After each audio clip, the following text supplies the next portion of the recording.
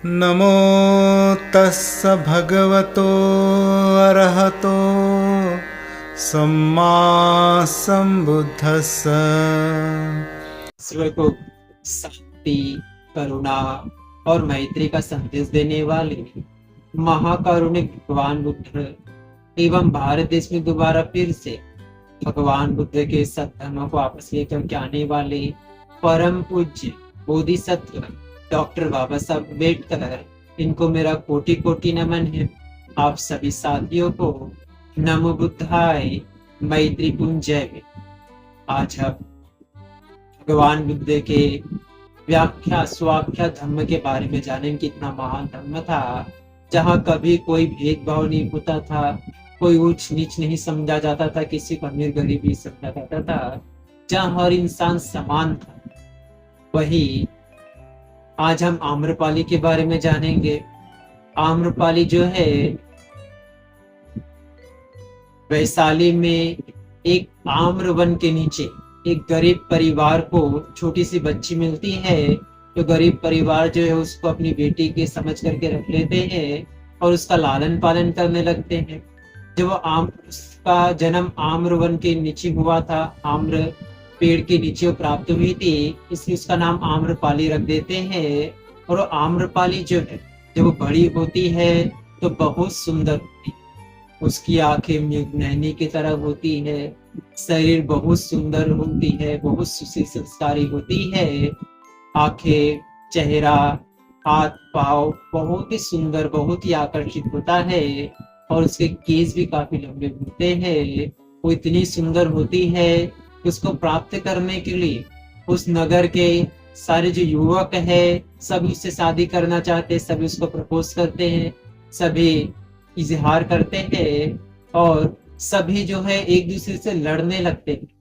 चाहे वो नगर का सामान्य व्यक्ति हो या व्यापारी हो या राजा हो या राजकुमार हो, सभी आम्रपाली से शादी करना चाहते हैं। उसकी सुंदरता ही इतनी थी, उसकी सुंदरता को देख करके सभी आकर्षित हो जाते थे।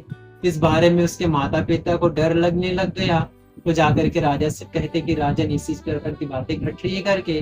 तो राजा राज्यसभा में मीटिंग का आयोजन करता है और बात की जाती है कि आम्रपाली बहुत सुंदर है, अगर किसी एक से उसकी शादी करा दी जाएगी तो यहाँ पे काफी नुकसान होगा, काफी लोग हत्या करेंगे एक दूसरे की और एक दूसरे का खून बहाएंगे, उसकी सुंदरता के कारण उसको पाना चाहेंगे करके। इसलिए राजा उसको नगर वधु घोषित कर देते, उसको एक महल दे देते हैं और सब कुछ उसे दे देते हैं और नित्य बना देते हैं। इस प्रकार से आम्रपाली की सुंदरता ही उसकी शत्रु हो जाती है, जिसके कारण उसको नगर वधु बनना पड़ जाता है। तो यही आम्रपाली जब बूढ़ी हो जाती है, जब बूढ़ी होने के बाद में उसको समझ में आता है कि ये सब जो है हीरी जो थी, वो कहती है, हीरी गाथा में पढ़ने मिलता है कि जब मैं सुंदर थी, जवान, तो उस समय मेरे जो शरीर था बहुत सुंदर था। मुझसे शादी करने के लिए बहुत सारे राजकुमार, बहुत सारे युवक जो है ललायित हुआ करते थे। लेकिन जब मुझे भगवान बुद्ध का धर्म प्राप्त हुआ, जब मैंने भगवान बुद्ध के दर्शन किए, जब भगवान बुद्ध को देखा, भगवान बुद्ध की वाणी सुनी और भगवान बुद्ध ने जो कहा कि धम्म ऐसा ऐसा होता है, जो सुंदरता है नष्ट हो जाती है, बुढ़ापे में सब कुछ नष्ट हो जाता है, सिर के जो बाल होते पक्के नष्ट हो जाते हैं, सारी शरीर में चेहरे में झुर्रियां पड़ जाती है, दांत भी सभी टूट जाते हैं और सारा जो शरीर है क्रूप हो जाता है। जब भगवान बुद्ध की ऐसी वाणी आम्रपाली को सुनने मिलती तो कहती आम्रपाली कि भगवान बुद्ध की ऐसी वाणी को सुन करके मैंने भगवान बुद्ध के धर्म में दीक्षा ली, भगवान बुद्ध को के संग को पूजन दान करवाया और भगवान के संग में दीक्षा लेकर के मैंने इस अरहंत वास्तव का प्राप्त किया है करके उनके बताए गए सील सदाचार के मार्ग में चल करके मैंने सारा राजपाट छोड़ दिया, नगर वस्तु के स्थान को छोड़ दिया और भगवान बुद्ध के संग में शामिल होकर के मैंने सारे बुरे कर्मों को त्याग कर दिया और सीलवान सदाचारी नेक होकर के ध्यान साधना का अभ्यास करते हुए अनंत अवस्था को प्राप्त कर लिया। ऐसा कह के सभी लोगों को उपदेश देती है। भगवान बुद्ध को पता चलता कहते हैं कि आम्रपाली वरंत हो चुकी है, उसने इस संसार के सत्य को जान लिया है। इसलिए किसी को भी अपनी सुंदरता पे इतना अहंकार नहीं करना चाहिए कि सुंदरता जो एक नष्ट हो जाती है। और कोई भी स्त्री नगरवधु ऐसे ही नहीं बनती जब तक पुरुष शीलवान नहीं होंगे, सदाचारी नहीं होंगे, तब तक स्त्रियों को दुराचारी नहीं कहा जाएगा। लेकिन जिस दिन सारे पुरुष शीलवान हो जाएंगे, सदाचारी हो जाएंगे, जो भगवान बुद्ध के धम्म का अनुसरण करेंगे, नैतिकता का पालन करेंगे, तो कहीं कोई भी दुराचरण नहीं होगा। इसलिए सिर्फ स्त्रियां ही नहीं बल्कि पुरुषों की भी शीलवान होना बहुत जरूरी है।